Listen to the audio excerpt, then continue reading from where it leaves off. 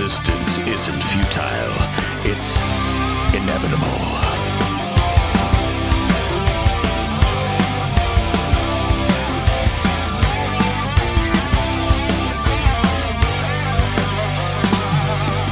Welcome to American Heathen.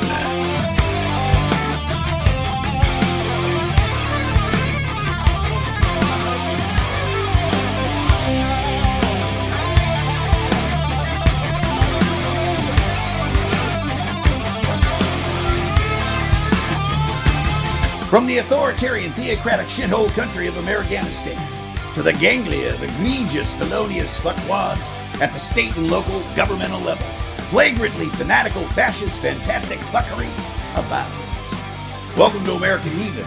I'm R.J. Evans. An Epstein sexual abuse survivor silenced press conference attendees recently with the following remark, and I quote, "Today we stand in a moment that will decide whether our government belongs to the American people or to those who prey on them." A fittingly hyper-accurate remark as the nation goose-steps smartly to the dystopian dirge of Shitler's greatest fits of Plantar Fascist-itis. The American Fascist Party, or the GOPP, Guardians of Pedophiles Party, is having an identity crisis apparently. Infighting over the party's immoral high ground has reached a fever pitch, apparently being called fascists, Nazis, pedophiles, and other non-flattering descriptors, and being threatened with Nuremberg-style trials for crimes against humanity, should the Dems take the House, of course, and the Senate in 26. Well, that has the crooked, cranially challenged, conniving cunts cringing in fear. All of this, of course, came to head after Shitler tweeted his support for Tucker Carlson's podcast interview of Nazi puke Nick Fuentes. Now, if you don't know who Fuentes is, he is by far a much nastier version of the dead MAGA-maniacal maggot Charlie Kirk, who was taken by a bullet his Sky Ferry apparently failed to stop. Anyway, Fuentes has officially become the darling of the extremely extra-extremist portion of the party's base. Apparently, there are degrees of inhumanity to be sifted through within the cabal of criminal chicanery. Anyway, as some fascist party legislators run for cover under the guise of, oh, this isn't the type of fascism we signed up for, Attorney General Pam Shitler's Barbie Bondi, in an interview with Sean Testicle Tickler Hannity, decided that nobody on the left could possibly define what fascism is. Anyway, in an effort to add more bullshit to the pile of bullshit that she apparently loves to bathe in anyway. You know, things like, there's no Epstein list. And then but it's confidential. But then it's still being investigated. We'll release the files maybe in 30 days. Anyway, Bondi is doing her Shitler best to bamboozle everyone on what a fascist is.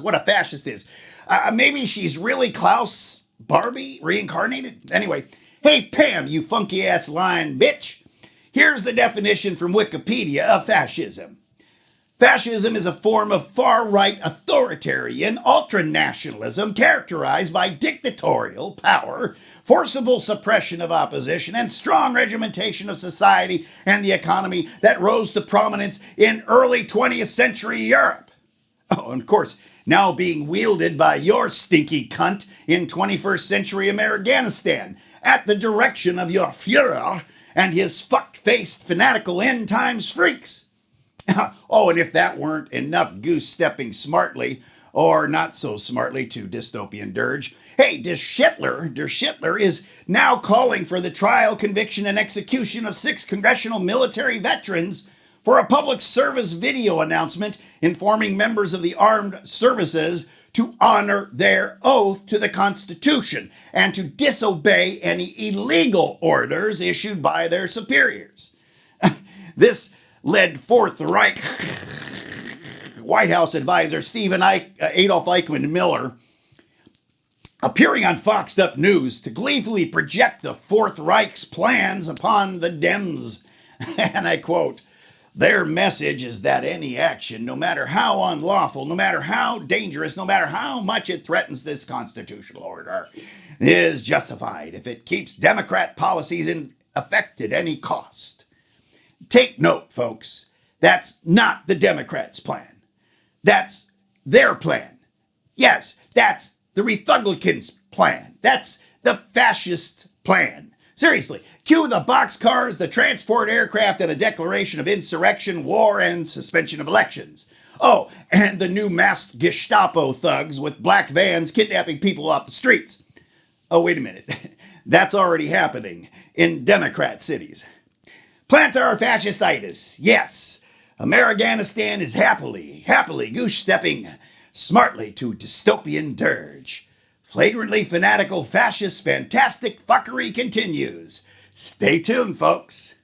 Now, let's go over to Father Seamus O'Randall, and I have no idea what he wants to say today.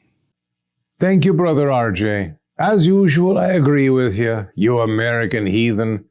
While the Republicans are tearing themselves apart trying to decide if they want to go full fascist or just fascist light, all with a garnish of white supremacy, anti-Semitism, and Christian nationalism, the Democrats are tearing themselves apart trying to decide if they want to actively undermine the working class or just ignore them, as they have since before the Reagan years. How else can you explain Democrats snatching defeat from the jaws of victory by caving in on the express purpose of the recent government shutdown after routing the Republicans in an off-year election? It seems their red line turned into a white flag. Speaking of Christian nationalism, it interests me that your American Bible Belt is where you're most likely to get belted by the Bible. They think they're practicing Christianity. What they're worshiping is not Jesus, but the cross. What Miles R. Jones calls Christianity. But the Christians in Oklahoma and Texas are very selective in their cross fetish. It's almost as if they believe the Bible is as racist, misogynist, and capitalist as they are. But posting the 10 Commandments in public school classrooms carries its own hilarious hypocrisy. How do you think a teacher is supposed to explain "thou shalt not commit adultery" to a fourth grader? And if you really want to teach the Bible in school, try and explain how Adam and Eve and Cain and Abel managed populating the world without committing incest. Or how Abraham passed off his wife Sarai as his sister so that she could service the Pharaoh and Abram could save his own life. Or that Isaac did the same, prostituting his wife Rebekah as his sister with Abimelech. Or Lot's daughters committing incest with their father. Or the exploration of adultery in the story of Joseph and Potiphar's wife. Or the story of Onan spilling his seed on the ground. Or the prostitutional relationship between Tamar and Judah, her father-in-law. Or the abuse unto death of the concubine in the 19th chapter of Judges.